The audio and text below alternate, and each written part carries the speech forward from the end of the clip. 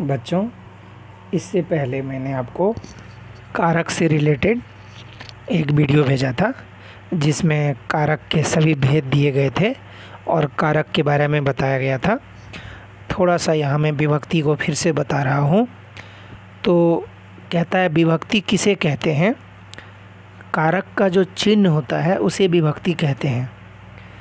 कारक का चिन्ह क्या होता है वो देखते हैं। जैसे पहला जो कर्ता कारक होता है उसमें प्रथमा विभक्ति होती है। अब जैसे राम शब्द को यहाँ ले तो प्रथमा विभक्ति में रामः रामो रामः रूप चलता है। रामः मतलब एक राम, रामो मतलब दो राम और रामा मतलब दो से ज़्यादा राम।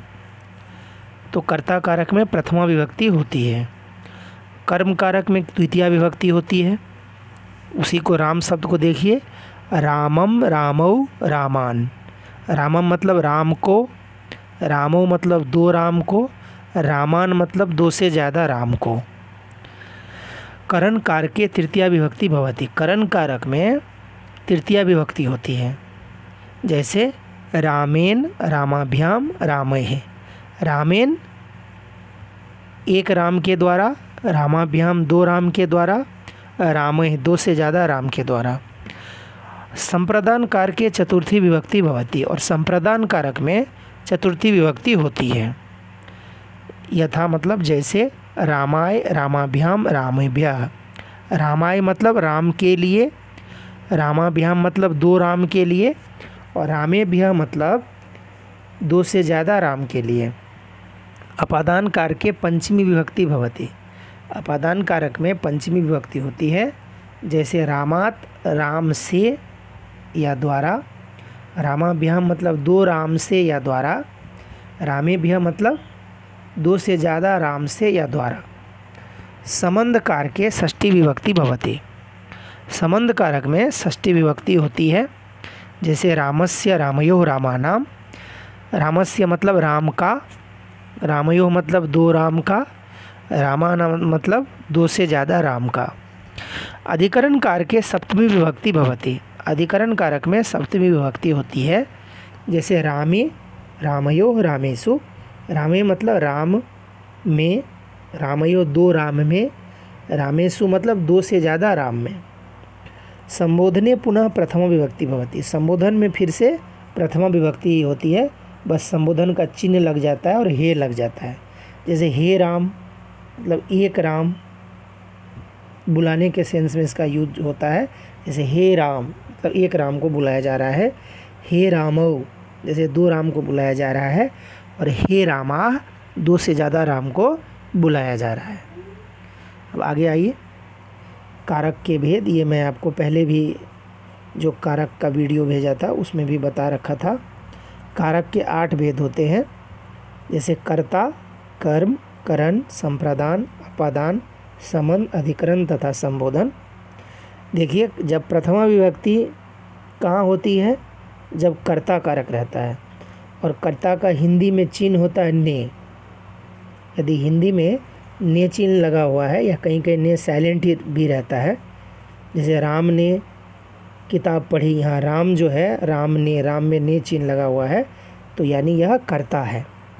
और जब भी कर्ता होती है तो उसमें प्रथमा विभक्ति होती है। द्वितीय विभक्ति कहाँ होती है? कर्म में। और इसका हिंदी में चिन्ह है को। जैसे राम को पुस्तक देना है तो राम को यानी कर्म कारक है और वहाँ द्वितीय विभक्ति होगी। करण तृतीय विभक्ति करण कारक और इसका हिंदी में चिन्ह है से और के द्वारा। जैसे राम से पढ़ना है या राम के द्वारा यह काम किया जाना है, तो इस तरह से तृतीय विभक्ति होती है करण कारक में और इसका हिंदी में चिन्ह है से के द्वारा। चतुर्थी विभक्ति संप्रदान कारक जहाँ पर होता है वहाँ चतुर्थी विभक्ति लगती है और संप्रदान कारक का हिंदी में चिन्ह है को के लिए। जैसे राम के लिए पुस्तक देनी है तो यहाँ के लिए लगा हुआ है तो चतुर्थी विभक्ति होगी, संप्रदान कारक होगा। पंचमी विभक्ति होती है अपादान कारक में, जहाँ उसका हिंदी चिन्ह से जुदाई यानी अलग होना। जैसे राम से अलग होकर लक्ष्मण जी नहीं पाएगा, यानी राम से जुदा होकर के, अलग होकर के। तो अपादान कारक है यहाँ, और अपादान कारक में पंचमी विभक्ति होती है। षष्ठी विभक्ति होती है संबंध कारक में, और इसका चिन्ह है हिंदी में काके की।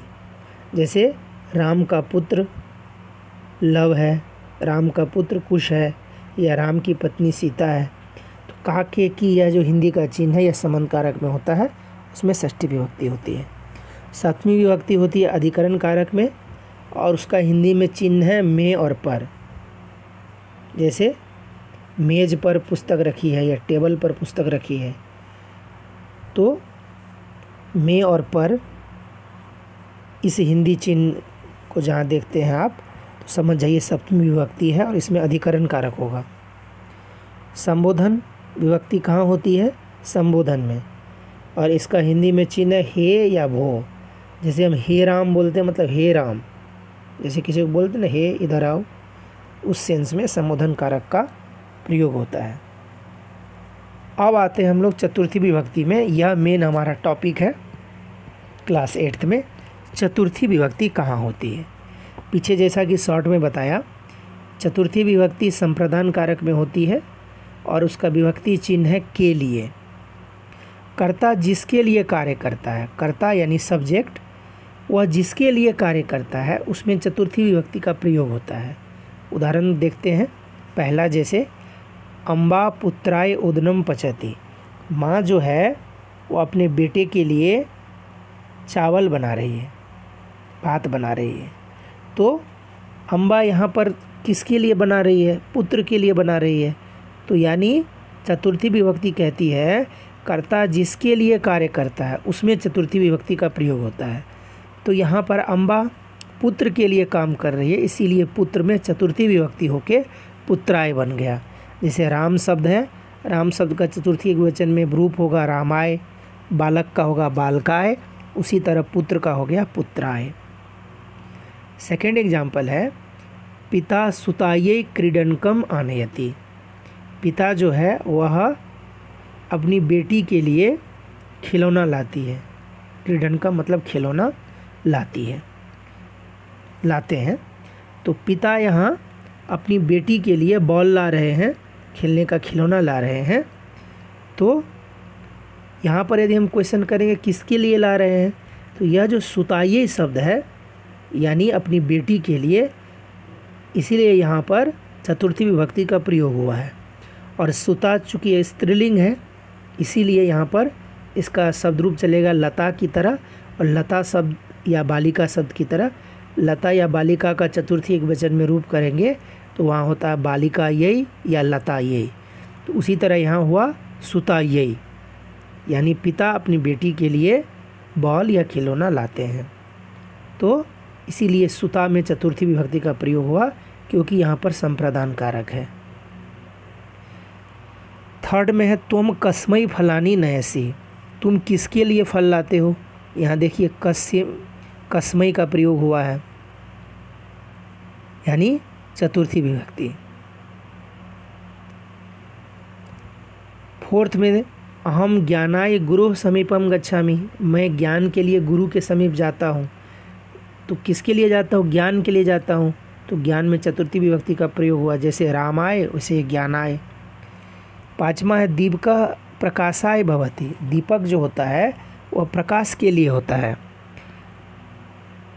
इसीलिए प्रकाश शब्द में चतुर्थी एकवचन का प्रयोग हुआ है, जैसे पुत्राय उससे प्रकाशाय। सज्जनः, सिक्स्थ में देखिए सज्जनाः परोपकाराय जीवन्ति, जो सज्जन लोग होते हैं, जो साधु महात्मा होते हैं, वे परोपकार के लिए जीते हैं। तो परोपकार के लिए जीते हैं, इसीलिए परोपकार शब्द में चतुर्थी विभक्ति का प्रयोग हुआ, हो गया परोपकाराय। सेवेंथ में देखिए भक्तः दर्शनाय शिवालयम गच्छन्ति, जो भक्त हैं वह दर्शन के लिए शिवालय यानी शिव का जो स्थान है, मंदिर है, वहाँ जाते हैं। तो यहाँ पर किसके लिए जाते हैं? दर्शन के लिए जाते हैं, इसीलिए दर्शन शब्द में चतुर्थी विभक्ति का प्रयोग हुआ, और जैसे रामाय हुआ वैसे ही दर्शनाय। एट्थ में है कुक्कुराह भोजनाय इतस्ततः गच्छन्ति, कुत्ता जो है भोजन के लिए, खाना के लिए यहाँ वहाँ जाता है, घूमता है। तो यहाँ पर कुत्ता किसके लिए घूमता है? भोजन के लिए, इसीलिए भोजन शब्द में चतुर्थी विभक्ति का प्रयोग हुआ है और भोजनाय हो गया। जैसे रामाय वैसे भोजनाय। 9th में सैनिका आह देश रक्षायै तत्परा भवन्ति। सैनिक जो है वो देश रक्षा के लिए तत्पर हैं, यानी तैयार हैं। तो अब यहाँ पे किसके लिए तैयार हैं? देश रक्षा के लिए, इसीलिए यहाँ पर चतुर्थी विभक्ति का प्रयोग हुआ है। और यहाँ पर रूप चला है लता या बालिका की तरह। जैसे लता या बालिका में चतुर्थी विभक्ति एक वचन में लता यही होता है, बालिका यही होता है, वैसे ही देश रक्षा यही हुआ, क्योंकि यह देश रक्षा शब्द है, स्त्रीलिंग है, देश रक्षा आकारांत स्त्रीलिंग है, तो इसका रूप लता या बालिका की तरह चला और चतुर्थी एक वचन में हो गया देश रक्षा यही।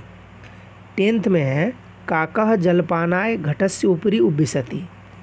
काका मतलब कौवा, कौवा खाने के लिए यानी थोड़ा खाने के लिए, जलपान मतलब होता है ब्रेकफास्ट, थोड़ा खाने के लिए घड़ा के ऊपर बैठता है। तो यहाँ पर किस चीज़ के लिए बैठ रहा है? यानी जलपान आए, ब्रेकफास्ट के लिए, अल्पाहार के लिए बैठ रहा है, इसलिए जलपान शब्द में चतुर्थी विभक्ति लग गई और वह राम शब्द की तरह, रामाय की तरह जलपानाय हो गया। तो इस तरह से हम लोग इन 10 उदाहरण में देखते हैं कि चतुर्थी विभक्ति का प्रयोग किस तरह किया जाता है। एक बार ऊपर में फिर से चलिए। चतुर्थी विभक्ति संप्रदान कारक विभक्ति चिन्ह के लिए, हिंदी में जहाँ के लिए लिखा रहता है वहाँ पर संप्रदान कारक होता है संस्कृत में। तो इसकी जो परिभाषा है फिर से देखिए।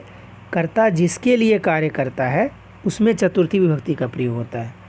कर्ता जिसके लिए काम करता है उस शब्द में चतुर्थी विभक्ति का प्रयोग होता है। और फिर वह यदि अकारांत पुल्लिंग है तो राम या बालक की तरह चलता है, आकारांत है स्त्रीलिंग है तो बालिका या लता की तरह चलता है, और यदि फिर नपुंसक लिंग शब्द होगा तो फिर फल या पुष्प की तरह रूप चलेगा।